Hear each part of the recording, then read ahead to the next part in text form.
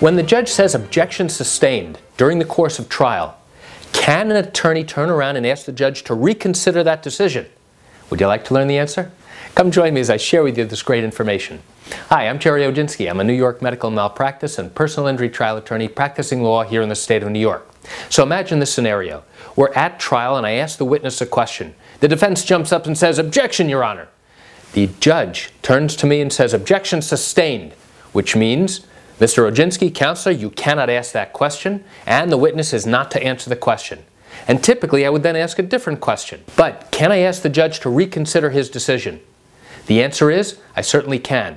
Will I be successful? In all likelihood I won't, and here's why. The judge has now made an immediate snap decision on whether or not I can ask a particular question and whether the witness can answer that question. I now turn around and say, "Your Honor, I ask you to reconsider that decision. And let me tell you why." In all likelihood, this judge is not going to allow me the opportunity to give an explanation about why this witness should be allowed to answer this particular question, especially in front of the jury. So one of two things will happen. Either the judge will immediately say, "Absolutely not, move on," or the judge may say, "All right, counselor, let's hear your explanation," either on a sidebar, which means off to the side quietly so the jury doesn't hear it, or he'll ask the jury to leave the courtroom so that now we can have oral argument on the record about exactly why I think the question should be asked and why the witness should answer it. So why do I share this great information with you? I share it with you just to give you an insight and an understanding into what goes on during the litigation process, especially during trial here in the state of New York.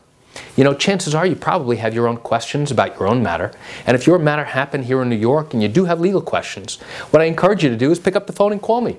I can answer your legal questions.